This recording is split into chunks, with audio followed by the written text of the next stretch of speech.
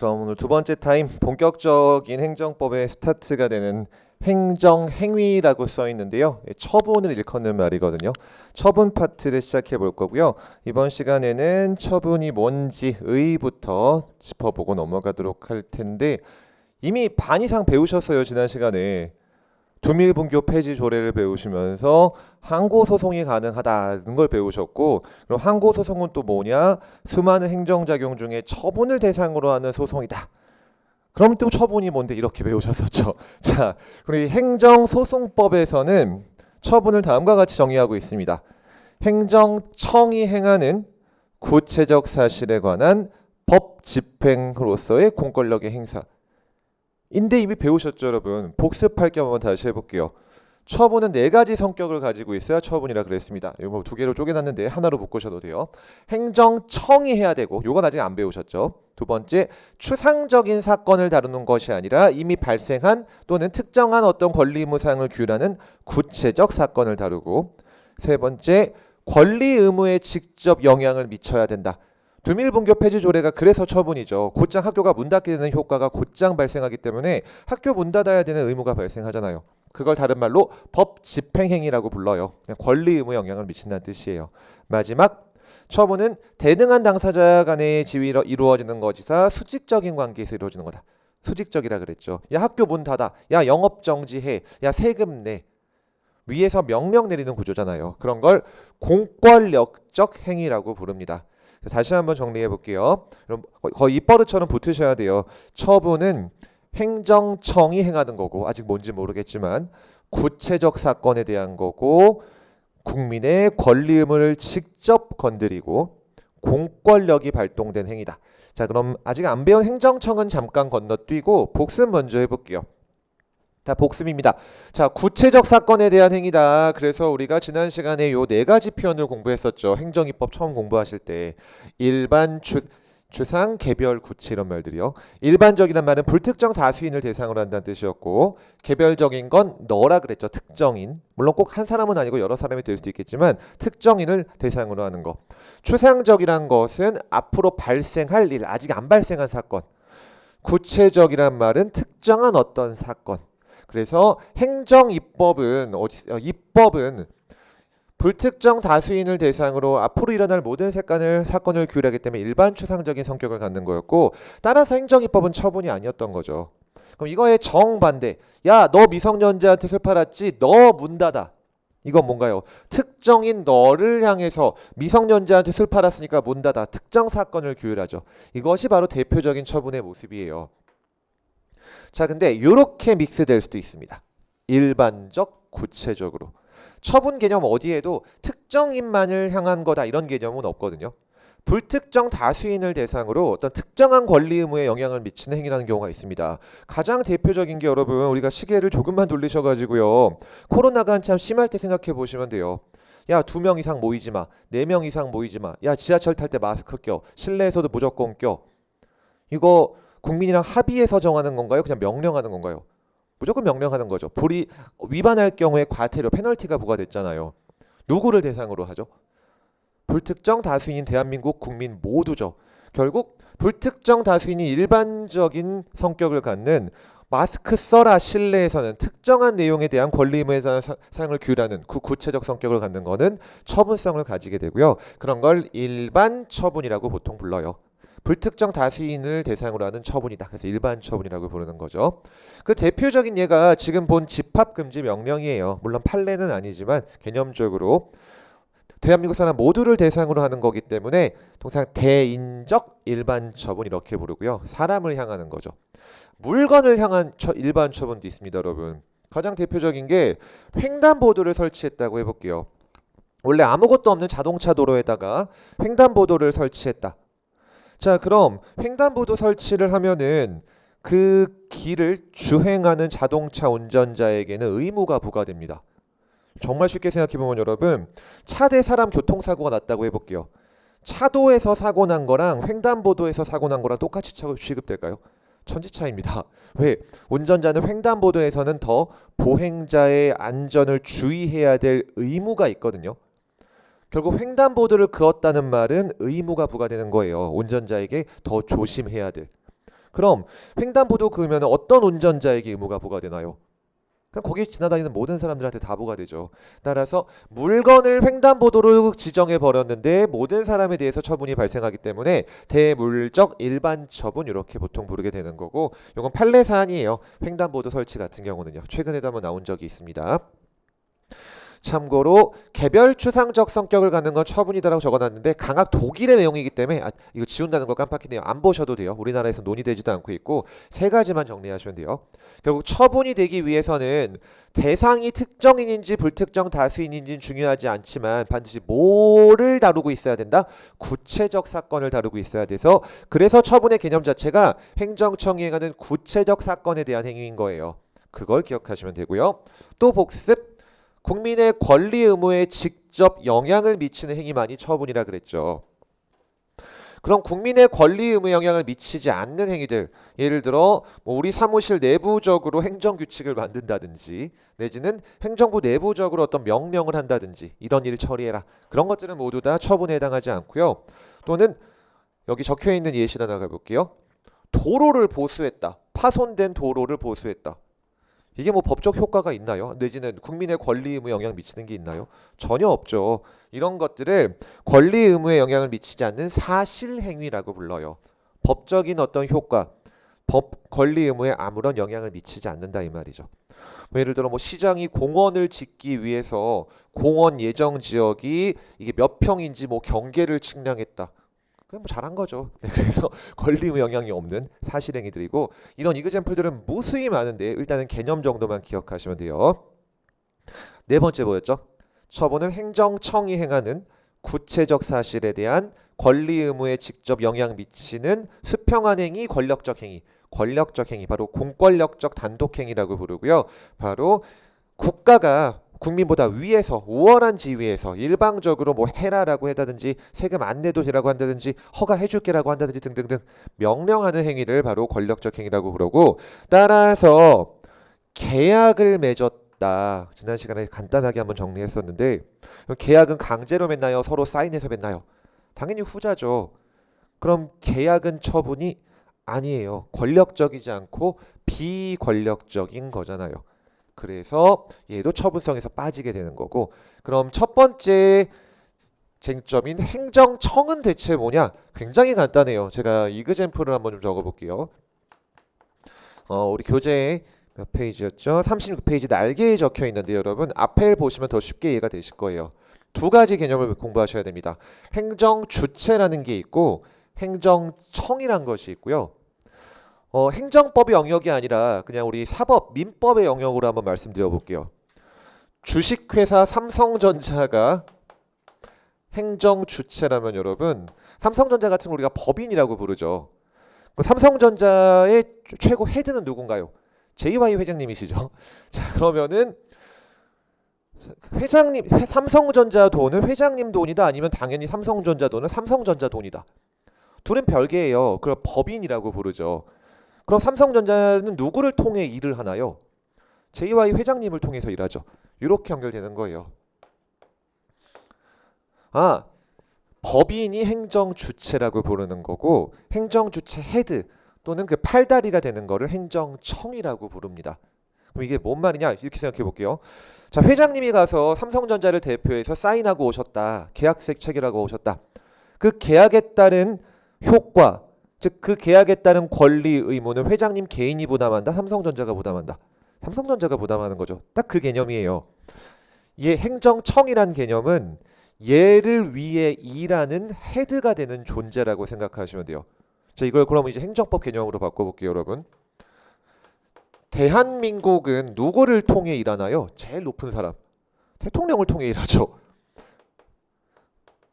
뭐 대통령만 있냐? 아니죠. 나라가 이 큰 나라를 혼자 하진 않잖아요. 그 밑에 뭐 국무총리도 있고 장관도 있고 그다음 뭐 무수히 많은 무슨 장들 있고 등등등등등. 얘네가 다 행정청이에요. 즉 장관이 자기 이름으로 뭔가 도장 찍었다, 장관 개인적으로 뭔가 하겠다는 취지가 아니죠. 대한민국의 일을 집행한 거잖아요. 그렇게 권리 의무를 지게 되는 애를 행정주체, 걔의 팔다리가 되는 역할을 행정청이라고 부릅니다. 결국 도장 찍을 때 도장 사인 들어가는 사람이 행정청. 그렇게 도장 찍었을 때 그 효과가 귀속되는 애가 너다 그 말이에요. 그럼 지자체로 옮겨볼게요. 서울시는 누구를 통해 일할까요? 시장을 통해 일하겠죠. 서울시장 정확하세요. 아니면은 뭐 경기도다. 그럼 경기도지사가 있겠고 등등등등등. 즉 지방자치단체가 행정주체라면은 그 지자체 장들이 행정청이 되는 거예요. 대한민국과 달리 지자체는 행정청이 하나밖에 없습니다. 장밖에 없죠. 시장, 도지사. 물론 교육에 관해서는 교육감이 있기는 하지만 그냥 넓은 의미에서 장이라고 할게요. 자, 그럼 우리가 지금 갑자기 이걸 왜 배우셨냐? 처분은 누가 하는 거다? 행정청이 하는 거예요. 똑같은 말, 그 영업정지 처분서가 만들어졌다라고 해볼게요. 너 미성년자한테 술 팔았으니까 영업정지 2달 해라. 누구 이름으로 나갈까요? 1번 서울시 명의로 나간다. 2번 서울시장 명의로 나간다. 시장 명의로 나가요. 왜? 처분은 누가 하는 거니까? 행정청이 하는 거니까. 즉 여러분이 이제 내년에 공무원이 되셔서 실제 이제 행정 업무를 담당하시게 되시면은 여러 가지 결제 문서를 만드시게 되겠죠. 결제 받아야 할 문서들을. 최종 결제권자가 결제하면 그분의 도장이 찍혀서 문서가 나간다 그 말이에요. 왜? 그게 행정청의 개념이니까. 다시 한번 그럼 결국 처분은 뭐다? 행정청이 하는 구체적 사건에 대한 권리 의무를 직접 건드리는 공권력적 행위다. 네, 이렇게 네 가지를 정리했고요. 그게 36페이지부터 있죠, 여러분 이제. 자, 쭉 한번 배우실게요. 다 이미 배우신 내용이에요. 거기 조문 한번 읽어두시고요. 말 그대로 들어가 있죠. 행정청이 구체적 사실에 관해 법 집행, 즉 권리 의무 영향을 미치는 공권력적 행위다. 그리고 그거 하나씩 끊어서 본 거죠. 그래서 양괄호 1번 행정청의 행위여야 되는데 여기서 중요한 건 그 밑에 있는 내용보다는 왼쪽에 있는 행정주체와 행정청을 잘 구분해 두시고요. 양괄호 2번 구체적 사건에 대한 행위더라. 그래서 따라서 절대 추상적 행위는 처분이 될 수 없고 다만 개별적이든 일반적이든 구체적 성격만 가지면 처분이 될 수 있더라. 그럼 밑에 있는 걸 가볼게요. 판례 1번 판례. 청소년 보호법에 따른 청소년 유해 매체물 결정 고시. 아주 고시라고 써 있어서 왠지 헷갈리는데 여러분 여기에 고시는 행정규칙으로서의 고시가 아니고요. 무언가 국민들에게 널리 알리는 걸 고시라고 하거든요. 즉 어떤 내용이냐? 청소년 유해 매체물로 어떠한 게임물, 영상물들을 결정했습니다. 즉 19금 딱지 붙여야 되는 게임 리스트를 쭉 정리한 거예요. 그런 엑셀 파일을 담당 공무원이 만들었다고 해볼게요. 뭐 수백 개의 이런 게임물이나 영상물들은 19금 표시를 붙여야 되는 청소년 유해 매체물이다. 자, 이거를 국민들에게 알려줘야 되죠. 왜냐? 게임 유통업자한테 이거 19금 딱지 붙여라. 이거 미성년자한테 배포하지 말아라. 등등등. 알려줘야 되잖아요. 근데 게임업자가 누군지 담당 공무원이 다 알 수가 있나요? 누구를 향한 처분일까요? 특정인, 불특정 다수인. 불특정 다수인을 향한 처분이죠. 그럼 어떻게 알리냐? 인터넷에 올려야죠. 그런 걸 고시라고 해요. 그 지자체나 국가기관 사이트에 보면은 이런 고시 항목이 따로 있고 인터넷에 고시다 몇 호 이렇게 올리고 거기 엑셀 파일 첨부시켜버리는 거예요. 그럼 이런 청소년 유해 매체물 결정 고시라는 제목 하에 엑셀 파일을 첨부해서 올렸다. 국민의 권리 의무에 직접 영향을 미치게 됩니다. 왜요? 거기 엑셀 파일 리스트에 올라가 있는 영상물을 다루는 모든 업자들은 19금 표시 붙여야 되고 미성년자한테 판매하면 안 되는 의무가 생기잖아요. 그래서 처분이 되는 거죠. 읽어볼게요. 다시 청소년 보호법에 따른 청소년 유해 매체물 결정 고시는 다음 줄 일반 불특정 다수인을 상대로 해서 19금 표시하고 19금으로 포장해줘야 되고 청소년한테 판매 대여하면 안 되는 그런 의무를 발생시키니까 뭐다? 처분이다. 다음 2번 판례 횡단보도 설치 6글자만 보시면 되겠죠. 처분이다 아니다? 처분이다. 왜? 의무가 부과되니까요. 조심해야 되니까. 그래서 뭐라고 써있나요? 의무의 부담을 명하는 행위니까 결국 처분이다. 이렇게 보고 있는 거죠. 다음 37페이지 양괄호 3번 법적 행위 똑같은 말 국민의 권리 의무에 직접 영향을 미쳐야 하기 때문에 바로 밑에 판례 가볼게요. 시장님이 공원 지으려고 경기를 측량하셨고 여기가 공원 예정 지구다라고 표지판을 설치하셨다. 뭐 권리 의무 영향 있나요? 없죠. 이런 걸 바로 세 번째 줄 사실상 행위에 불과하니까 다음 줄 처분을 하고 볼 수 없다. 다음 양괄호 4번 권력적 행위만이 처분이어서 두 번째 꼭지 비권력적 작용 대표적인 이그젠플 일단 계약은 처분이 되지 못한다. 자, 그럼 이런 처분의 종류는 굉장히 다양하게 존재하는데요. 먼저 네 번째 꼭지에 있는 대인적 처분이라는 것과 대물적 처분이라는 것이 있죠. 이미 보신 것처럼 사람을 향하면 대인, 물건을 향하면 대물이 되는 거고 여러분. 대인적 처분의 대표적인 예, 거기 적혀있는 것처럼 운전면허예요. 운전면허는 자동차에 부과해 주나요? 너한테 부과해 주나요? 너한테 주는 거죠. 그럼 운전면허 팔아먹을 수 있나요? 못 팔죠. 왜요? 네가 운전할 자격을 갖췄음을 증명했으니까 너한테만 주는 거잖아요. 대인적 처분은 넘길 수가 없습니다. 너한테만 준 거니까. 그럼 반대로 말하면 여러분 물건에 부과한 처분은 물건을 넘기면 어떻게 될까요? 같이 넘어가는 거예요. 물건에 붙어 있는 거니까. 대표적인 예를 들어볼게요, 여러분. 우리 시험에 나오진 않아서 거긴 시험에 나오는 건축 허가만 적어놨지만 나중에 우리가 본 이론 강의 때 배우시게 될 거예요. 여러분이 혹시나 나중에 합격하신 후 중고차를 구매하실 일이 생기신다. 그럼 여러분 일단 호갱 안 당하려면은 이거 뭐 침수차인지 등등등 사고차인지 그것도 꼼꼼히 따져봐야 되겠지만 놓치시면 안 될 게 이 차에 과태료나 세금 붙어 있는 거 없는지 잘 보셔야 됩니다. 과태료는 자동차 운전자한테 부과하는 게 아니고 어디다 부과하는 걸까요? 번호판에 부과하는 거예요. 우리가 길 가다가 과속 그 방지 카메라 붙어 있는 거 많이 보죠. 카메라가 사람을 찍을까요? 번호판을 찍을까요? 번호판을 찍는 거예요. 누가 운전했는지 모르죠, 당연히. 그럼 누구한테 부과되냐? 그 번호판 소유자한테 그냥 부과가 돼버립니다. 그럼 번호판의 소유권이 넘어가면 어떻게 되죠? 과태료도 같이 넘어가는 거예요. 왜? 물건을 향한 처분이니까. 그렇기 때문에 이런 거 혹시나 사기당하지 않게 체납한 세금 있는지 미납한 과태료 있는지 이런 것도 항상 조심하셔야 되는 거예요. 자, 그럼 시험에 나오는 걸 가볼게요. 밑에 건축허가가 보이죠, 여러분? 건축허가의 개념은 문자 그대로 건물 짓게 해줄게요. 그럼 너니까 건물 짓게 해준다는 걸까요? 그 땅에 그런 건물을 짓게 해준다는 걸까요? 후자예요. 그 땅에다가 몇 층짜리 어떤 재료로 만든 건물을 짓게 해주겠다. 그런 의미를 갖는 거거든요. 이렇게 생각해 볼게요. 제가 제 땅에다가 건축 허가를 지어서 건물을 짓고 있었는데 뭐 여러 가지 상황이 어려워져 가지고 더 이상 건물을 못 지을 것 같아서 땅이랑 짓담한 건물을 그대로 그냥 돈 받고 팔아버렸다. 그럼 거기 붙어 있는 건축 허가도 같이 어떻게 될까요? 같이 넘어가는 거예요. 그럼 별도로 나한테 건물과 그러니까 짓담한 건물과 땅을 넘겨받은 사람이 계속 건물을 짓고 싶으면은 자기 이름으로 또 건축 허가를 받을 필요는 없고 건축 허가를 넘겨달라는 어떤 허가를 받을 것도 없고 그냥 넘어가는 거예요.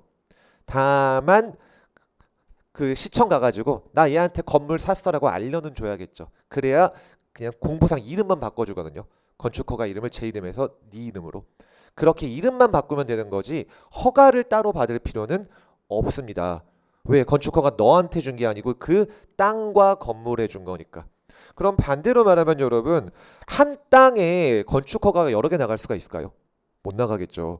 여러 개를 지을 수가 없잖아요. 건물 위, 왜 게임도 아니고 건물 위에 건물 또 짓고 이런 게 불가능하겠죠. 중복허가 나갈 수가 없는 거예요. 왜? 다 대물적 처분이니까. 그게 1번 판례. 건축 허가는 대물적 허가니까 허가의 효과는 허가 대상 건축물에 대한 권리 변동의 수반에서 이전된다. 말 더럽게 이렇게 썼지만 허가 대상 건물의 소유권이 넘어가면 같이 따라간다. 그 말이에요. 그렇게 쉽게 이해하시면 돼요. 별도로 허가를 넘기는 승인 처분을 받아야 이전되는 것이 아니더라 라는 뜻입니다. 그냥 물건 넘어가면 같이 넘어감. 그리고 여러분 더 쉽게 이해하시려면 과태료 이런 거 조심해야겠 이런 건 잘 안 까먹으실 거예요. 생활법률이기 때문에 그렇게 이해하시면 더 쉽죠. 자, 그럼 반대로 여러분이 이제 건축 허가를 담당하는 지자체 공무원이 되셨다라고 해볼게요. 여러분이 지방 공무원이 되시면은 담당하실 업무 중에 하나가 되겠죠. 어느 부서에 배속받으실지 모르겠지만. 자, 그럼 누가 건축 허가를 신청하러 왔습니다. 그럼 여러분은 어디에 포커스를 맞춰야 될까요? 이 양반이 뭐 하는 양반인지 내지는 두 번째 어느 땅에 어떤 건물을 짓겠다든지 후자에 포커스를 맞춰야겠죠. 그게 바로 2번 판례예요. 자, 건축 허가는 대물적 성질이니까 행정청 너는 허가할 때에 건축하는 주 또는 토지 소유자가 누구인지 같은 사람에 관한 인적 요소는 형식적 심사만 한다. 형식적 심사라는 말은 그냥 서류 잘 냈는지 쓸 거 다 썼는지 요 정도만 본다는 거지. 이 양반이 진짜 이 사람 맞아? 이 사람 돈은 있나? 이런 거 안 본다 그 말이에요.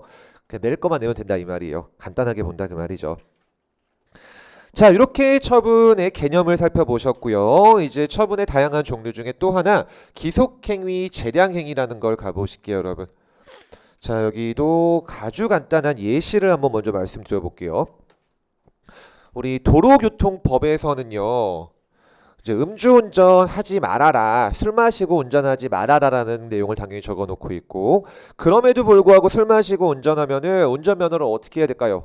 날려버려야겠죠. 근데 이런 기준을 두고 있습니다. 음주운전 하면은 이제 여러 가지 기준에 따라 면허를 취소할 수도 있고, 제가 맞게 기억하는지 모르겠지만 6개월의 범위에서 면허 정지할 수도 있는 걸로 정하고 있거든요. 그럼 이렇게 정하고 있습니다. 1회 위반했다. 법에서 정하고 있는 거예요. 법규 명령이죠. 아까 아예 대의적 구속력이 있는 거죠. 법이니까. 법에서는 면허를 취소, 5월 정지할 수 있다. 물론 6개월의 범위에서요. 그 세부적인 기준은 또 시행 규칙이나 그러니까 총리령이나 부령에서 정하고 있겠죠. 물론 그것까지 저도 외우지 못하지만요. 그럼 2번 걸렸다. 투 스트라이크 아웃입니다. 취소한다. 자, 여러분 기속행위, 재량행위 스타트는 그냥 초등학교 국어 문제입니다. 진짜예요. 너무 쉬워요. 여러분이 담당 공무원이 되셨다라고 해볼게요. 여러분은 2회 위반한 자를 음주 적발했는데, 물론 경찰 공무원이 하는 일이지만 여러분이 했다라고 해볼게요. 어떤 양반 음주해가지고 조회해보니까 2번째다. 여러분은 어떻게 하셔야 되나요? 무조건 취소해야 되죠. 왜요? 법에서 뭐라고 적어놨어요? 취소한다. 똑같은 말 취소해야 한다잖아요. 여러분한테 선택의 여지 있다? 없어요. 음주운전을 했다라는 법에서 정한 요건이 갖춰지면은 무조건 딱 하나의 처분, 면허의 취소라는 처분을 해야 됩니다. 그 외에 선택 여지가 아무것도 없죠. 일반화 시켜볼게요. 법에서 정한 요건이 갖춰졌네. 무조건 어떤 처분을 해야 하는 행위가 있는 거고, 1회 위반은 여러분 마지막 서술어만 보면 느낌이 다 오시잖아요. 해야 한다가 아니고 할 수 있다죠. 그럼 여러분은 상황에 따라서 진짜 빡세면은 면허 취소를 시킬 수도 있는 거고, 아니면은 정지할 수도 있고, 정지할 때 몇 달의 범위에서 할지 이런 거 저런 거 고려해서 할 수 있겠죠. 이렇게 음주운전에 따른 요건이 갖춰졌음에도 딱 특정한 어떤 처분을 해야 되는 것이 아니라 나에게 어떤 처분을 할지 선택권이 있는, 내지는 경우에 따라의 처분을 할지 말지에 대한 결정권도 있는 처분이 있는데요. 그 각각을 전자를 기속행위, 후자를 재량행위라고 불러요. 재량이라는 말은 자율과 똑같은 말이죠. 둘 중에 뭐가 재량일까요? 위에가 재량인 거예요. 할 수 있다가. 음주운전이란 요건이 충족됐을 때 뭐 할지 나에게 재량이 인정되네. 네가 허가해달라고 신청했는데 내가 허가할지 말지 좀 재량이, 어떤 자율권이 법에서 부여돼 있네. 그런 걸 재량행위. 법에서 무조건 요건 갖추면 해라라고 명령 때리는 거는 구속된다 그래서 기속행위라고 불러요. 기속이란 말도 법에서만 쓰는 용어인데 거의 구속이랑 똑같다라고 보시면 되겠습니다. 자, 그래서 개념 다시 한번 가볼게요. 법에서 정한 요건이 충족되면은 반드시 어떤 특정한 처분을 해야 되는 걸 기속행위. 요건이 충족됐더라도 처분을 해줄지 말지, 만약 해준다면 뭘 할지 내가 재량껏 알아서 할 수 있는 행위를 재량행위라고 부릅니다. 그 다음에 중간에 껴있는 게 하나 있습니다. 기속 재량행위라는 것이 있는데 요거는 오늘 마지막 타임까지 배우셨다가 다시 좀 돌아오도록 해볼게요.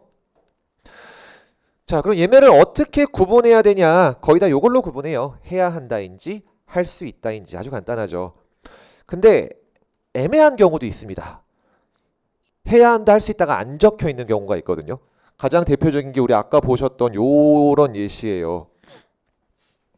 청소년보호법 시행령을 보니까 영리 목적으로 청소년 유해 매체물을 판매하면은 횟수마다 제조업자 1,000만 원, 유통업자 100만 원이잖아요. 무조건 회마다 1,000만 원 때리라는 건지, 아니면 맥시멈 1,000만 원의 범위에서 네가 알아서 하라는 건지 안 적혀 있죠. 해야 한다인지 할 수 있다 있지.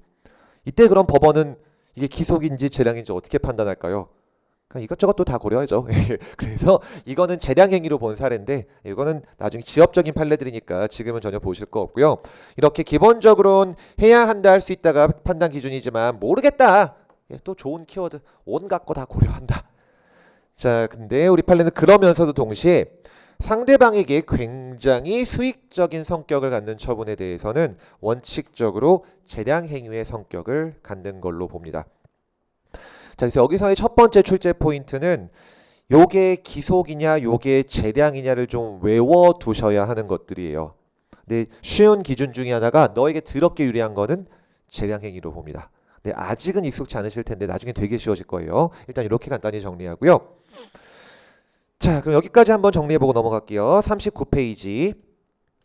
먼저 1번에 기속행위, 재량행위 슬라이드에 적혀있는 내용 그대로 똑같은 거니까 개념 한번 읽어두시고 여기서 제일 중요한 건 정작 기속, 재량행위가 되는 건데 요 개념은 오늘 네 번째 마지막 타임 때 정리할 거니까 일단 좀 패스할게요. 다음 2번 얘네를 구별하는 기준은 어떻게 되느냐. 먼저 법 규정에 문헌이 해야 한다인지 할 수 있다인지 기준으로 구별하지만 애매하면은 이것저것 종합적으로 고려해서 판단을 하고 마지막 수익적이네 너한테 더럽게 유리하네 그러면 기본적으로 재량행위의 성질을 갖는 걸로 봅니다. 나중에 다 사실관계 판례들을 정리하실 텐데 그럼 훨씬 더 이제 입체적으로 이해가 되실 거예요. 아직은 추상적일 수밖에 없지만. 자, 그럼 다음 페이지를 가보시면은요 여러 가지 기속행위로 본 사례들도 있고 재량행위로 본 사례들도 있는데 오늘 네 번째 타임 때 모두 볼 거고 일반론이 40페이지 맨 위에 판례만 가볼게요. 밑줄 친 부분만 당의 행위의 근거가 된 법규의 체제, 형식, 문헌, 그 행위가 속하는 행정 분야의 목적, 특성 등등등 모두 고려해서 판단한다. 열심히 읽을 필요 있을까요? 없을까요? 없겠죠. 기속행위, 재량행위인지는 결론 마지막 줄만 모두 고려해서 판단한다가 다예요. 너무 땡큐한 판례들이에요. 이런 것들이. 다만 2번 개발 제한 구역 내 개발 행위 허가. 우리가 행정법은 처음 배우시지만 개발 제한 구역이란 말은 내가 처음부터 들어봤다 하시는 분은 안 계실 거예요. 그린벨트를 말하죠. 그린벨트에 건물 지을 수 있나요? 없나요? 없죠. 근데 개발하게 해주겠대요. 건물 짓게 해주겠대요. 더럽게 유리한 거죠. 뭐라고 하죠? 상대방에게 수익적인 것이 틀림없으니까 기속행위다, 재량행위다? 재량행위다. 즉 예외적으로 우리 법에서는 그린벨트 지역에 대해서도 건물을 짓는 개발행위 허가라는 걸 할 수 있도록 국토계획법이라는 법에서 정해놓고 있는데 그 국토계획법상 요건 갖췄다. 무조건 개발행위 허가해줘야 된다. 이런저런 상황 고려해서 안 해줄 수도 있다. 안 해줄 수도 있다 그 말이에요. 그게 바로 재량행위라는 뜻이에요. 이걸 기속으로 정해버리면 여러분 개발 제한 구역이라는 제도 자체가 날아가 버립니다. 의미가 없어지게 되는 거죠. 웬만하면 해줄까요? 안 해줄까요? 안 해주는 거예요. 그래서 광범위한 재량이 인정되는 재량행위다. 이렇게 표현할 수도 있는 거죠. 그래서 엄청나게 유리한 거, 뭔가 공익적인 목적을 위해서 함부로 해주면 안 되는 거 이런 건 다 뭐로 볼까요? 재량이 되는 거예요. 그렇지 않은 것들은 이제 케바케로 판단하게 되는 건데 어떻게 구분하는지 나중에 보실 거고 그럼 41페이지 3번을 먼저 가보실게요. 이거 왜 나눠야 되냐 이딴 거를 구별하는 이유가 뭐냐? 이걸 지우지 말 걸 그랬네요 여러분. 괜히 지웠는데 이렇게 한번 해볼게요. 제가 다른 이그젬플을 한번 들어볼게요. 세금과 관련된 것들은 세법에서 정하고 있고 어떻게 보면 여러분 법 상식적으로 한번 생각해 보세요. 야 세금 내라. 세금 안 내도 된다. 그러니까 국세청 공무원이 재량껏 하는 걸까요? 무조건 법에서 정한 요건 갖추면 무조건 해야 되는 걸까요? 당연히 기속이죠. 세금을 재량으로 해버리면은 말 그대로 조선 후기가 되는 거겠죠. 이제 돈 받고 세금 안 내게 주고 이런 식으로. 세금은 철저하게 법에 정한 요건 갖추면 무조건 해야 되는 기속행위예요. 그럼 얼마를 내라도 재량껏 할까요? 법에서 정한 계산 방식대로 딱 해야 될까요? 당연히 후자예요. 세금 관련된 모든 것들은 기속행위입니다. 자, 그럼 갑에 대한 과세 처분이 있다라고 해볼게요. 국세청에서 갑한테 세금 1,000만 원 내라 라고 과세 처분을 했습니다. 근데 갑이 보니까 이 과세 처분이 뭔가 법에 위반된 것 같아가지고 취소 소송을 걸었다라고 해볼게요. 과세 처분 위법하다라고 주장한 거죠. 자, 그럼 법원은 이제 이 과세 처분이 진짜 위법한지 아닌지를 판단을 해줘야 되는데 어떻게 위법 여부를 판단할까요? 소위 3단 논법 생각하시면 돼요. 3단 논법이 뭐죠? 대전제, 사람은 죽는다. 나는 사람이다. 나도 어떻게 된다? 죽는다. 그럼 먼저 사람은 죽는다라는 대전제가 나와야 되고 법에서 대전제는 뭘까요? 그냥 법이에요. 법. 법원이 먼저 법을 해석합니다. 세법을 해석하는 거죠. 두 번째, 그 법을 해석해가지고 팩트를 체크해요. 실제로 네가 세금 받을 어떤 행위를 했는지 안 했는지 각종 증거를 가지고 팩트 체크하겠죠. 그 다음에 이 법을 팩트에 어떻게 할까요? 적용시키겠죠. 그래서 결론을 내겠죠. 세법을 해석해 보니까 이런 상황에 대해서는 세금 500만 원 내라고 돼 있네. 그럼 얘가 500만 원짜리 행위를 했나? 팩트 체크해 보는 거죠. 했네. 그럼 결론이 나옵니다. 500만 원 세금 냈어야 된다. 기속행위에서는 결론이 여러 개 있을까요? 딱 하나밖에 없을까요? 하나밖에 없어요. 세금을 얼마 내야 될지가 그때그때마다 누가 해석하냐에 따라 달라질 수 있을 리가 없겠죠. 세금을 내야 되는지 안 내야 되는지의 결론도 오직 하나. 세금을 내야 된다면 얼마 내야 되는지의 결론도 오직 하나. 이건 행정청이 해석할 때랑 법원이 해석할 때랑 다를 수가 있을까요? 무조건 똑같아야 될까요? 무조건 똑같아야 돼요. 어느 판사가 해석하든 세금에 대한 답은 하나밖에 없습니다. 즉 세금과 같은 기속행위에 대해서 취소 소송이 걸리면은 법원은 3단 논법에 따라 법을 해석하고 팩트 체크한 다음에 먼저 결론을 내버려요. 500만 원 했어야 되는군. 그 다음에 법원이 자체적으로 법을 해석해서 내린 결론이랑 행정청이 실제로 한 처분을 비교해 보죠. 결론은 벌써 보이실 거예요. 저 과세처분 위법하다, 적법하다. 위법하죠. 무조건 500만 원 나왔어야 되잖아요. 그러니까 날아가는 거예요. 즉 기속행위에 대한 재판을 할 때 법원은 어떤 방식으로 한다? 지금 방식. 법을 해석하고 교과서적 표현으로 쓸게요. 사실을 증거를 통해 인정한 다음에 가장 중요한 키워드 결론을 낸다 안 된다? 내는 거예요. 기속행위에 대해서는 법원이 결론을 도출할 수 있습니다. 왜? 답이 몇 개밖에 없으니까 하나밖에 정답이 존재하는 행위가 기속행위거든요. 오직 하나의 답밖에 없기 때문에 법원은 딱 결론 내놓고 그 정답에서 조금이라도 어긋나는 어떤 처분이 실제로 이루어지면은 다 날려버리면 되는 거예요. 왜? 정답이 아니니까 오답이니까. 이게 기속행위입니다. 근데 여러분 정반대되는 재량행위로 한번 가볼게요. 이제 어떻게 달라지는지. 자, 이런 예를 들어볼게요. 공정거래법에서는 우리 아까 뭐 청소년보호법도 마찬가지고요. 과징금을 정하고 있는데 이 법에서 정한 과징금은 대부분 재량행위로 규정되어 있습니다. 즉 법에서 만들 때부터 어떻게 만드냐?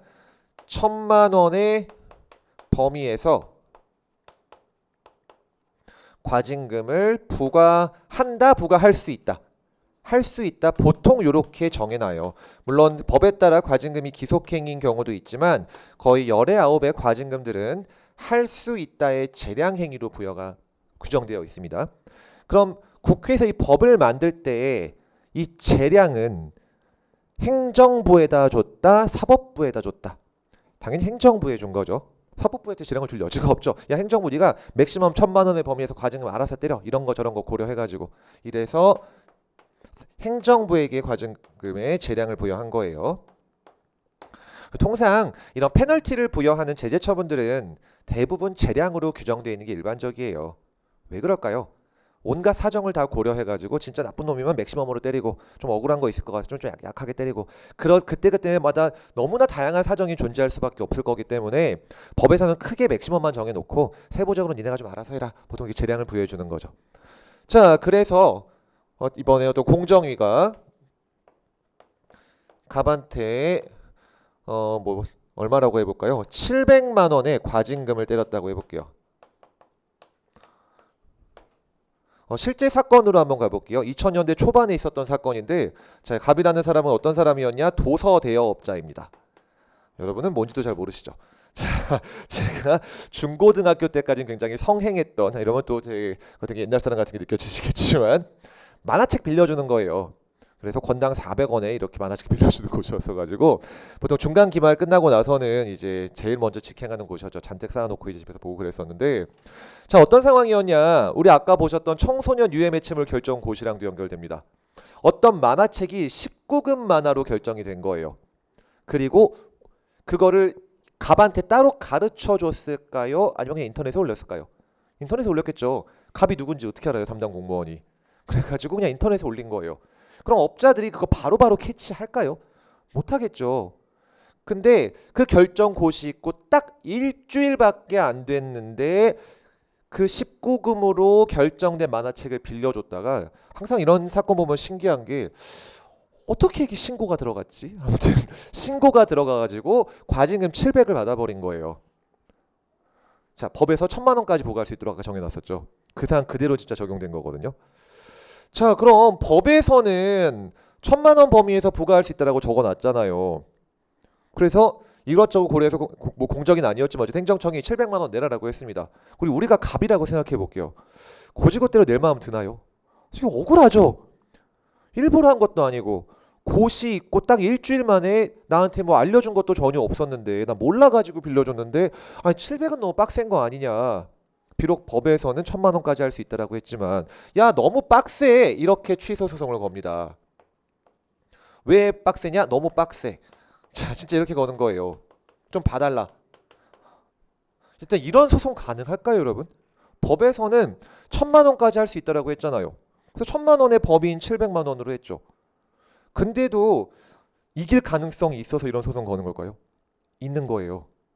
왜냐? 자 우리가 행정법의 일반 원칙 세 가지를 배우셨죠. 차별하지 마, 평등의 원칙. 뒤통수 치지 마, 신뢰보호 원칙. 얘네 둘이 합쳐진 거 자기구속의 원칙. 그 다음 훨씬 더 일반적으로 많이 쓰이는 원칙이 있는데 그거를 비례의 원칙이라고 불러요. 다른 말로 이익형량의 원칙이라고 부릅니다. 뭔 말이냐? 너무 빡세게 하지 말라고 말이에요. 그게 비례의 원칙이에요. 여러분 다른 예시로 한번 들어볼게요. 지금 마약 범죄가 굉장히 심각하죠. 그래서 법무부에서 작정하고 국회랑 협조하에 이런 법을 만들었다고 해볼게요. 청소년이든 나발이든 누구든지 간에 마약 딱 한 번이라도 소지했거나 흡입했거나 어쨌든 마약에 마락만 관련됐다. 무조건 사형.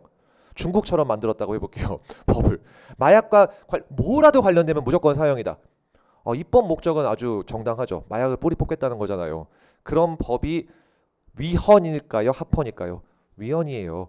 왜? 너무 빡세잖아요. 그렇게 빡세게 하지 말라는 게 바로 비례의 원칙이고, 똑같은 말 이익형량의 원칙이라고 부르는데 이게 뭔 말이냐? 법에서 형량이라는 말은 저울질이라는 뜻이에요. 이익을 저울질해봐라라는 뜻이고, 뭘 저울질해라? 공익과 사익을 저울질하라는 뜻입니다. 그럼 무슨 말이냐? 이 마약법을 예로 들어볼게요. 마약 한 번이라도 걸리면 사용하겠다. 목적이 뭔가요? 마약 범죄 근절이라는 공익을 목적으로 하죠. 근데 진짜 청소년이 호기심에 아니 이번에 뭐 그 대치동에서 난리 났던 것처럼 속아가지고 마약을 한번 해버렸다. 그럼 사형이다. 자 공익 목적은 인정되겠지만 그에 따른 청소년의 생명 침해라는 사익 중 누가 더 중요한가요? 이게 훨씬 커버리죠. 이러면 안 된다는 원칙. 너의 처분으로 인해 달성되는 공익과 그 처분으로 인해 침해받는 처분 상대방의 사익을 저울질해가지고 어느 게 더 커야 한다? 공익이 더 커야 되지 사익의 침해가 더 커서는 안 된다는 말을 비례의 원칙, 똑같은 말 이익형량의 원칙, 똑같은 말 과잉금지 원칙 이렇게 부르기도 해요. 느낌이 더 오시지 않나요? 과잉 뭔가요? 오버하는 것이 금지된다는 원칙이죠. 너무 빡세잖아요. 문자 그대로 너무 빡세게 하지 말라는 것을 비례의 원칙이라고 하고, 행정소송에서는 원고가 빠지지 않고 주장할 수밖에 없는 내용이에요. 좀 봐달라 이 말이죠. 너무 빡세니까. 이 갑 입장에서는 충분히 주장을만 하죠. 억울할 수 있잖아. 잘못한 건 사실이긴 한데 법을 위반했으니까 몰랐잖아요. 자, 그럼 법원이 이제 실제로 이 700만 원이 너무 빡센지를 판단하게 될 거예요. 자, 그럼 두 가지 방식 중에 어떤 방식으로 판단할까요? 1번. 야, 이 사람한테 무조건 얼마 때렸어야지. 딱 300만 원 때렸어야지. 왜 700만 원 때렸냐? 위법하다. 라고 법원이 자체적으로 얼마를 했어야지 결론 내놓고 이것이 빡센지 안 빡셌는지 판단하는 방식 하나. 2번, 야 얼마가 적정한지는 내가 모르겠지만 이것저것 고려해 봤을 때 700은 너무 빡세다. 이것만 판단하는 방식 하나. 즉 요약하면 결론 내놓고 그 결론과 비교해서 분석하는 방식 하나, 결론 안 내고 그냥 너무 빡세네, 너무 빡세긴 하지마 라고 판단하는 방식 하나. 2번으로 가야 해요. 절대 재량행위에 대해서 법원은 결론을 내놓고 판단하는 것이 아니라 오로지 너무 빡센지 안 빡센지 이거를 교과서적인 표현으로 바꿀게요. 우리 아까 읽었던 내용이에요. 재량의 권한을 네가 초월했는지 아니면 남용했는지 여부만 판단합니다.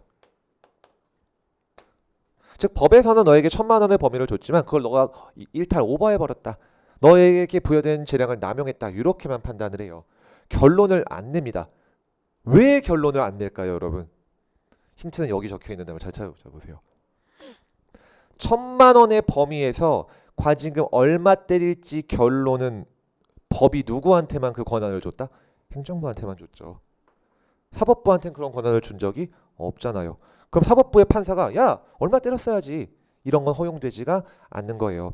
그렇게 판단 못하고 야 비례의 원칙에 위반되지 말았어야지. 비례의 원칙은 헌법상 대원칙이니까 어떠한 처분들은 행정법의 일반 원칙에 위반돼서 안 된다. 지난 시간에 배우신 거죠. 그래서 오직 재량권 일탈 남용 여부만을 판단하게 되는 거예요. 자, 길게 설명을 드렸는데 그것이 바로 기속행위 재량행위를 왜 나눠야 되는지의 첫 번째 이유가 되는 것입니다. 법원이 재판하는 방식이 완전히 달라지게 되는 거예요. 자, 그럼 뒤의 주제이긴 한데요. 이렇게도 한번 연결시켜 볼게요, 여러분. 다시 세금이라고 해볼게요. 세금은 결론 내고 한다, 안 내고 한다? 내고 한다 그랬죠. 그럼 원래 법원에서 결론을 낸 결과 무조건 500 때렸어야 돼요, 세금을. 근데 행정청이 법을 잘못 해석해가지고 세금을 1000을 때렸습니다. 위법하죠. 자, 그럼 연결되는 퀴즈. 1000만 원 다 취소해라? 아니면 500으로 딱 맞추게끔 500만 취소해도 된다. 500만 취소하면 돼요. 일부만 취소하면 되는 거예요. 왜요? 어차피 결론은 정답은 하나밖에 없기 때문에 법원이 낸 결론이랑 맞춰도 아무 문제가 없게 되는 거죠. 자, 그럼 일로 가볼게요. 과징금 700을 때렸다. 근데 판사가 보기에 이 정도면 300 정도가 적당했지 라고 판사가 나름대로 그렇게 마음을 먹었다고 해볼게요. 그럼 300에 딱 맞춰주게 700 중에 400만 취소한다. 될까요, 안 될까요? 안 되는 거예요. 왜요? 700에서 마이너스 400만 취소했다고 해볼게요. 그럼 300만 원 과징금이 부과된 게 되죠. 그럼 과징금의 결론을 누가 낸 꼴이 되나요? 법원이 낸 꼴이 되죠. 결론은 누가 내야 되는데? 행정부가 내야 되잖아요. 즉 재량행위는 너무 빡세네 라고 인정되면 어떻게 해라? 다 날려버려야 되는 거예요. 야 다시 해. 안 빡세게. 이런 식으로요. 자, 벌써 두 가지가 나왔죠. 왜 나눠야 되는지. 하나씩 가볼게요. 41페이지 안괄호 1번. 사법심사의 방식이 다른다. 자, 기속행위는 일정한 결론을 도출한 다음에 결론이랑 비교하는 거고 재량행위는 결론을 도출한다 안 한다? 해서는 안 돼요. 사법부의 권한을 벗어나는 그럼 이제 권력 분립에 위반되는 겁니다. 바로 밑에 판례에 그 내용이 나와 있죠. 기속행위는 두 번째 줄 뒤에 부분 법원이 사실을 인정하고 법을 해석하고 적용하는 과정을 통해 일정한 결론을 도출한 후 결론에 비교해서 처분의 적법 여부를 판단한다. 이 내용이 이해가 되실까요? 결론 도출한다가 포인트가 되는 거예요. 딱 끊어주시고 반면 재량행위의 경우 마지막 줄 법원은 독자의 결론을 도출함이 없이 처분의 재량권 일탈 남용 여부가 있는지만 심사하게 된다. 이 말의 뜻이 이해가 되실까요? 네, 그냥 읽으시면 당연히 이해가 안 되실 거고 어쩔 수 없이 특히 다른 과목보다 행정법은 초반에는 강의의 비중이 절대적으로 중요할 수밖에 없습니다. 혼자 읽으면 뭔 말인지 이해가 안 되실 거니까 이해하신다고 다시 읽어보셔야 돼요. 그다음 마지막 문장 재량권 일탈 남용 여부에 대한 심사는 비례, 평등의 원칙 위반 등이 그 대상이다. 우리 지금 방금 배우신 내용이죠. 자, 그러면은 여기다 적어놓을 걸 그랬었네요. 우리 굉장히 뒤로 한번 가볼 거고요. 교재 거의 끝으로 가볼 건데 여러분 어딨냐면은 아이고 분필이 떨어질 뻔했네요.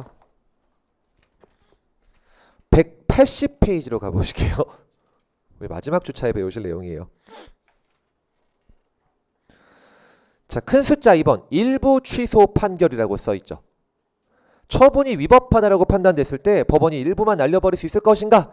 결론 나왔죠. 기속행위는 결론이 딱 하나, 정답이 하나밖에 없으니까 법원은 정답에 맞추게끔 일부 취소할 수 있더라. 그게 바로 양가로 2번의 두 번째 꼭지죠. 기속행위의 원칙 일부 취소 가능하다. 밑에 있는 판례에서 딱 세 줄만 읽어볼게요. 밑줄 친 부분들. 적법하게 부과될 정당한 부과 금액이 산출되는 때에는, 즉 정답이 도출되는 때에는 그 말이에요. 전부를 취소할 게 아니라 그걸 초과하는 부분만 취소해라. 일부만 취소해라 그 말이죠. 과세 처분을 말하고 있는 거예요. 반면에 다음 페이지 맨 위에 재량행위 이그젬플 과징금이라고 적혀 있죠. 일부 취소된다 안 된다? 안 돼요. 다 날려야 돼요. 그게 1번 판례. 1번 판례 읽어볼게요. 재량이 인정되는 과징금에 대해서 두 번째 줄 재량권을 일탈하였을 경우 법원은 재량권을 일탈했는지 여부만 판단할 수 있을 뿐이지 네 재량의 범위에서 어느 정도가 적정한지, 즉 결론 얼마가 제일 좋았을지는 판단할 수 있다 없다? 없다. 따라서 전부를 취소할 수밖에 없고 우리 이 이그젬플로 보면은 법원이 적당하다고 인정된 300을 초과한 400만 취소할 수는 없다. 다 날려버리라 그 말이에요. 왜? 일부만 취소하면 사법부인 내가 결론 내는 꼴이 돼버리니까. 이렇게 같이 연결하시면 되겠죠. 자, 그래서 굉장히 뒤에까지 한번 가봤고요. 다시 앞으로 쭉 돌아오셔서 이제 42페이지. 다음 주에 배우실 개념 중에 하나인데 42페이지에 양괄호 2번 부관의 부가 가능성이라고도 적혀 있죠. 용어가 참 어려운데 부관 일단 그냥 조건 같은 거라고 생각하시면 돼요. 다음 주에 자세하게 배우실 건데 이렇게 설명드려 볼게요, 여러분. 야, 요것만 하면 내가 너 허가해 줄게. 조건이 붙었죠. 이것만 하면이라는 if가 붙어버렸잖아요. 그런 거를 부관이라고 불러요. 허가라는 메인 처문에 사이드로 붙여서 야, 요것만 하면은 내가 요거 하게 해줄게. 야, 언제부터 하게 해줄게. 언제까지만 하게 해줄게. 이런 조건을 거는 거를 부관이라고 부르고, 그럼 부관을 부가 붙일 수 있냐 없냐 이해하시면 개념은 자동으로 따라옵니다. 여러분, 기속행위는 개념이 뭐였죠? 법에서 정한 요건이 클리어되면은 선택의 여지 있다 없다? 없다. 무조건 해줘야 돼요. 근데 법에서 정한 요건 갖췄는데 야, 요것만 하면 해줄게. 될까요? 안 될까요? 안 되겠죠. 무조건 해줘야 돼요. 기속행위엔 부관을 붙일 수가 없습니다. 법에 근거 없는 한 못 붙여요. 물론 법에서 기속행위지만 붙일 수 있다 뭐 이런 경우에 당연히 정할 수 있지만 그런 예외적인 케이스가 아니라 못 붙여요. 그럼 재량행위는 개념이 뭔가요, 여러분? 요건 갖췄더라도 해줘도 되고 안 해줘도 되죠. 그럼 어떨까요? 야, 내가 원래 안 해줘도 되는데 네가 이것만 하면 해줄게. 안 된다고 할 이유가 없죠. 그래서 재량행위는 법에 근거 없더라도 붙일 수가 있는 거예요. 네, 이해하시면 돼요. 다음에 이왕 본 김에 한 5분 정도만 더 봐서 여기 재량이 한 개까지만 보고 잠깐 쉬도록 할게요. 자, 이미 보신 이 사례를 통해 보신 것처럼 여러분, 비록 법에서는 너에게 1,000만 원이라는 재량을 부과했고 내가 겉으로 보기에는 그 재량의 범위에서 처분을 했을지라도 위법하게 되는 경우가 있을 수 있다 없다? 있다. 그거를 재량권 일탈 남용이라고 부르고요. 행소법 조문에서 가르쳐주고 있습니다. 조문을 읽어볼게요. 재량에 속하는 처분이라도 재량권의 한계를 넘거나 이걸 보통 일탈이라고 부르는 거예요. 일탈 남용이 있을 때에는 법원은 취소할 수 있더라. 그 대표적인 인정되는 경우가 바로 비례의 원칙 같은 행정법의 일반 원칙을 위반하는 거겠죠. 그게 첫 번째 꼭지예요. 사실 오인, 비례, 평등의 원칙 위반 등등등 하는 경우에는 마지막 줄 재량권 일탈 남용한 것이어서 위법하게 될 수도 있더라. 그럼 사실 오인은 뭐냐? 팩트 체크 실수한 거예요. 여러분, 아까 우리 도로교통법 사례를 가볼게요. 음주운전 한 번 걸리면은 취소할 수 있고 또는 정지할 수 있다 그랬죠. 재량행위예요. 근데 나 술 안 마셨는데 경찰이 나 술 마셨다고 착각해가지고 면허 정지했다.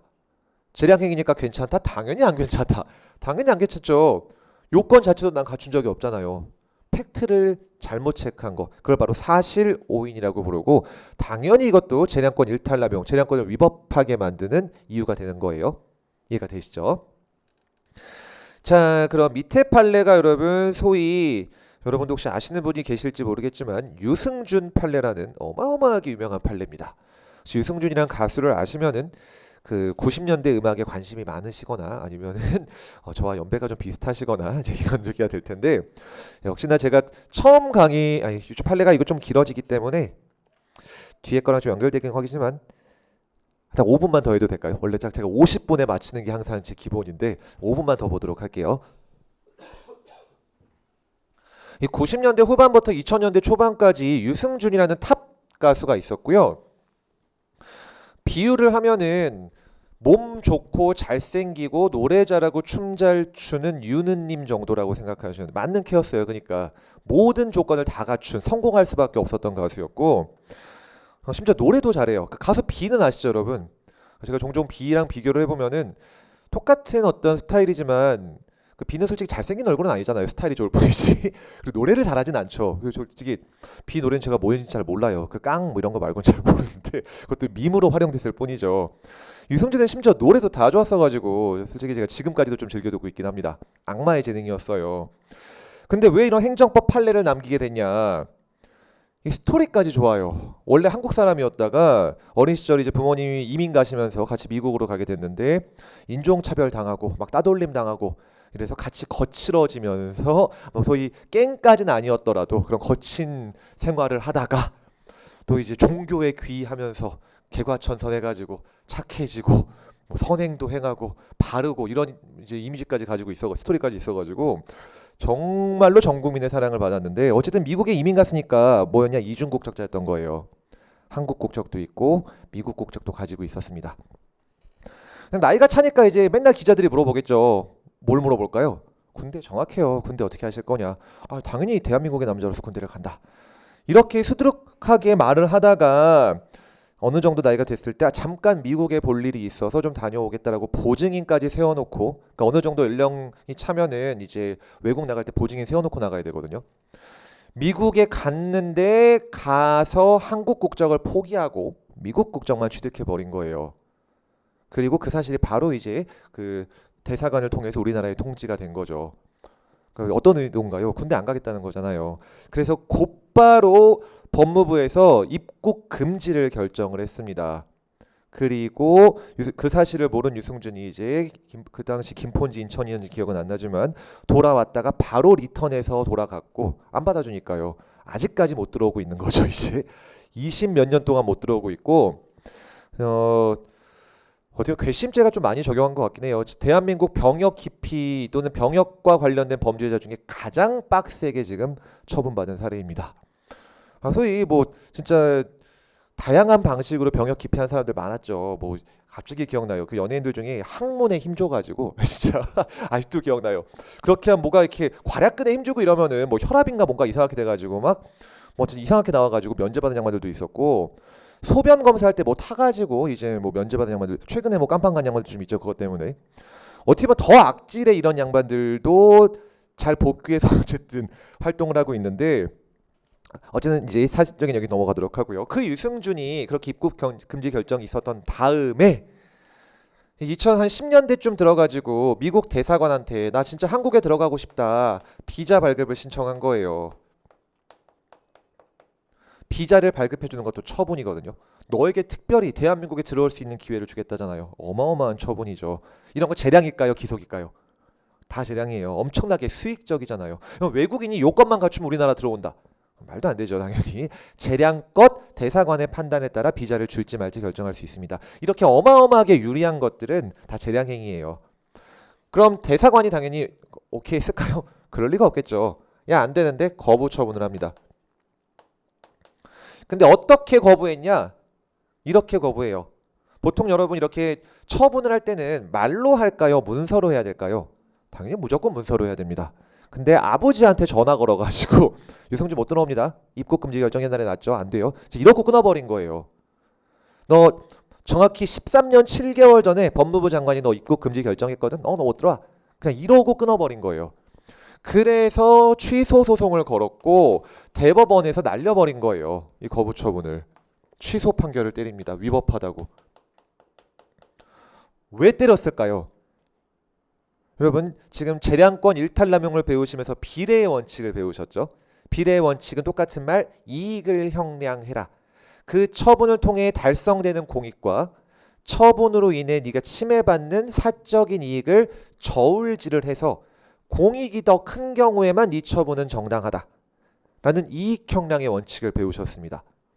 자, 법원은 왜 취소했냐? 야, 너 저울질은 했냐?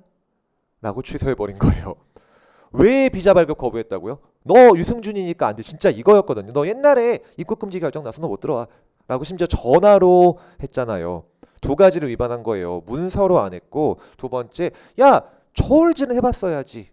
라고 해서 왜 저울질 안 했냐? 너는 재량을 행사하지도 않았다. 재량의 불행사를 이유로 날려버린 거예요. 재량의 불행사라는 개념이 느낌이 오시나요? 이익 형량은 했어야 된다는 뜻이에요. 저울질은 해봤어야지. 어쨌든 날아갔죠. 그럼 들어왔을까요? 아닙니다, 여러분. 우리 마지막 주차에 배우실 내용인데 법원이 왜 취소했다? 유승준 들어왔어야 되니까 아니면 저울질을 안 했으니까. 저울질을 안 했으니까. 그럼 다시 대사관은 어떻게 하면 될까요? 법원이 하지 말란 거는 안 하면 돼요. 법원이 하지 말란 건 유승준 못 들어오게 하지 마라 아니면 저울질은 해라. 저울질 하죠. 그리고 문서로 해라잖아요. 그래서 이번엔 저울질을 해서 문서로 다시 거부하죠. 그리고 또 취소 소송 걸어가지고 지금 1심에서는 이승준이 졌고 2심 또 올라가서 2심 진행 중이에요 지금. 그래서 5번째 지금 재판을 받고 있는 상황인데 뭐 결론이 어떻게 날지 모르겠지만 앞으로 많이 보시게 될 거예요. 지금 처음 등장한 게 여기 재량의 불행사에서 등장하고 여기저기 수험 판례를 많이 남겨놔가지고 이미 기출도 많이 되고 있기는 합니다. 자, 2번 읽어볼게요. 길게 읽었는데요. 이번에 키포인트는 너에게 재량이 있다 할지라도 뭐는 했어야 된다? 저울질은 했어야 된다. 이익 형량은 했어야 된다. 그걸 안 한 걸 재량의 불행사라고 한다. 읽어볼게요. 처분의 근거법이 행정청에 그 줄 끝에 일정한 재량을 부여했는데도 행정청이 재량권이 없다고 오인한 나머지 키워드가 여기서부터 나오네요. 처분으로 달성되는 공익과 그 처분으로 상대방이 입게 되는 불이익을 전혀 비교 형량하지 않은 채 처분을 했다. 이게 바로 이익 형량을 안 했다 그 말이에요. 그럼 뭐라고 하나요? 재량권의 불행사니까 그 자체로 재량권 일탈남용으로 위법하게 된다. 즉 공익이 컸는지 사익이 안 컸는지 계산 안 한 거면 그냥 그 자체로 위법하다 그 말이에요. 유승준이 들어올 수 있든 없든이 중요한 게 아니라. 따라서 이제 밑에가 유승준 사례가 나오죠. 읽어볼게요. 법무부 장관이 갑이라고 써있는 게 당연히 유승준입니다. 유승준의 입국 금지 결정을 했고 그 유승준이 제외 공관의 장 대사관을 말하겠죠. 대사관에게 체류 자격의 사증이 비자란 말이에요, 여러분. 이 표현도 자주 볼 거여서 사증이 비자입니다. 비자 발급을 신청하니까 대사관이 어떻게 했다고 했나요? 처분의 이유를 적은 처분서, 문서를 작성해 주지 않은 채 유승준의 아버지한테 전화 걸어서 안 됩니다 라고 통보한 사안이었죠. 제외공간장 너는 너의 재량을 전혀 행사하지 않고 오직 굉장히 옛날이었던 13년 7개월 전에 입국 금지 결정이 있었다. 난 이유만으로 사증 발급을 거부한 것은 비례의 원칙에 반하는 것인지 2심 너 판단했어야 돼. 그래서 2심에서는 유승준이 이겼었거든요 원래. 근데 대법원에서 깨버린 거예요. 재량권 불행사가 있어서 위법한데 2심 너 왜 잘못 판단했니? 네, 그래서 어쨌든 위법하다고 본 사례가 되는 거예요. 그 2심은 지금 요 2심이 아니라 여기 대법원까지 가기 전에 2심이요. 그러니까 처음 취소 소송 걸었고 1, 2심 다 유승준이 졌다가 대법원에서 이겨버린 거예요.